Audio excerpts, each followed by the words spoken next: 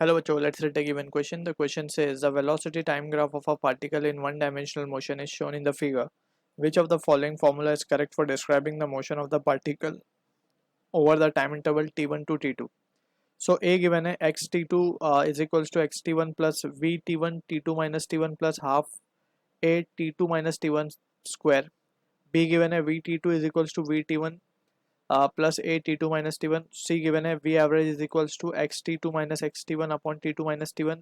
D given है a average is equals to v t2 minus v t1 upon t2 minus t1. E में given है x t2 is equals to x t1 plus v average t2 minus t1 plus half a average t2 minus t1 square. F given है x t2 is equals x t2 minus x t1 will be equals to area under the vt curve bounded by the t axis and the dotted line shown. So to understand this question, we need to understand about the concept of velocity time graph. Along with that, we need to have a basic understanding about the Newton's kinematical equation, right. So पहले हम बात करते हैं VT graph की. सो VT graph की जो चीज़ें हैं, जो इंपॉर्टेंस है, that we need to understand. First of all, जो वीटी ग्राफ का स्लोप होता है, that is D V by D T. वो हमें उससे मिलता है हमें स्लोप बेसिकली उससे हमें मिलता है acceleration, because D V by D T is nothing but is rate of change of velocity which is the acceleration. ठीक है. फर्स्ट इंपॉर्टेंट चीज़ तो ये समझ में आई.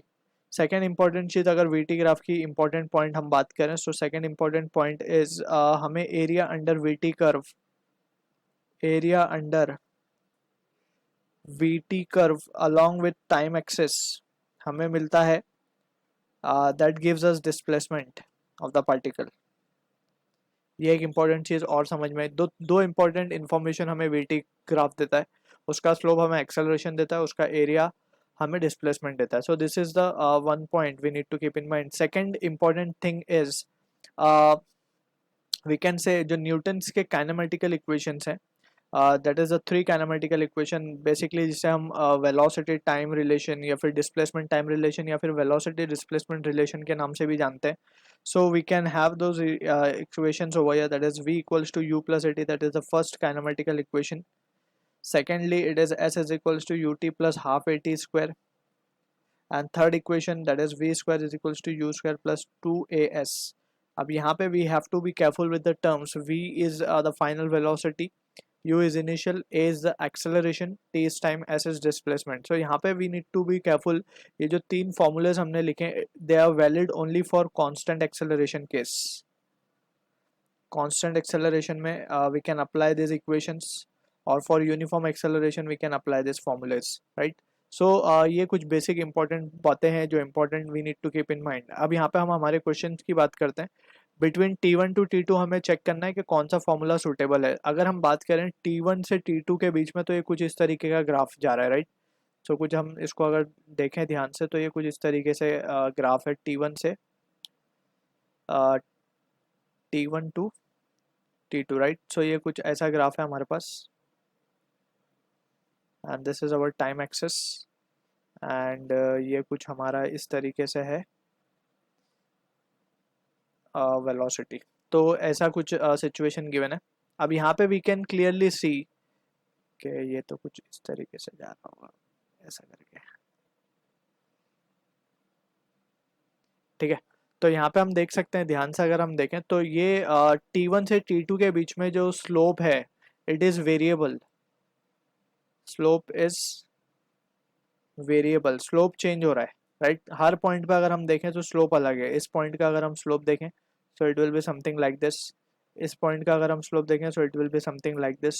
सो हर पॉइंट पे बेसिकली क्या हो रहा है, slope is changing. Slope change का मतलब dv by D T is variable. और अगर dv by D T variable है, that means acceleration is variable, right. So acceleration भी वेरिएबल हो गया.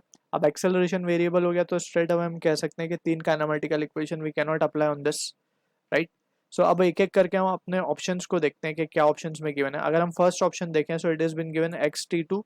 अगर हम इसको ध्यान से देखें, सो ये कुछ इस तरीके की सिचुएशन गिवन है, X T two minus X T one, यानी कि कितना डिस्प्लेसमेंट हुआ टाइम T2 में, उससे T1 माइनस करें. सो ये एक्चुअल डिस्प्लेसमेंट आ जाएगा basically, which is nothing but s, and that will be equals to, हमें ये गिवन है v vt1 यानी कि इनिशियल वेलोसिटी हमें गिवन है, ध्यान से अगर हम देखें सो vt1 हमें गिवन है बेसिकली, राइट, इनिशियल स्पीड या जो भी हम कह सकते हैं कि initial velocity it is been given, and finally हमें गिवन है half A t2 minus t1 का square, so which is almost we can say representing this equation, that is s equals to ut plus of half at का square, ये represent कर रहा है ये equation, so which is not the possible case over here, so we can say कि option जो ए part है हम उसको डिस्कार्ड कर सकते हैं, it is not representing the correct formula.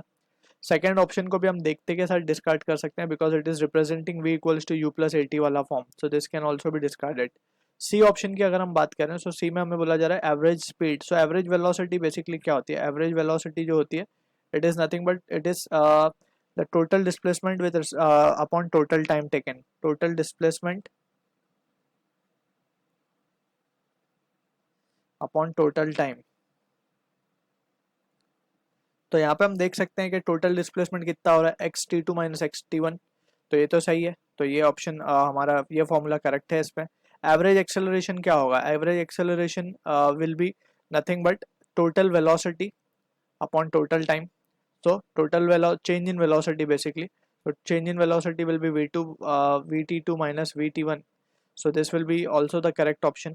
Average velocity का जैसे हमने देखा बेसिकली एवरेज वेलोसिटी को अगर हम लिखना जाए तो क्या लिख सकते हैं, D X by D T change in displacement with respect to time, या फिर total displacement with respect to time, ठीक है। so both option C and D are correct। option E again it is forming s equals to ut वाला formula, so which is again incorrect। अब finally हम बात करते हैं, देखिए option F जो है it is also the correct option, क्योंकि हमें पता है कि जैसे हमने डिस्कस किया displacement area under VT curve, यानी कि ये वाले कर्व की अगर हम बात करें सो ये कर्व हमें क्या देगा, it will give us the value of displacement, right. So area under VT curve bounded by T axis dotted line shown, तो ये हमें क्या दे रहा है, displacement X two minus X T two minus X T one, यानी कि displacement ही हमें यहाँ से मिल रहा है। सो C, D and F are the answer to the question। I hope you understood the solution। All the best।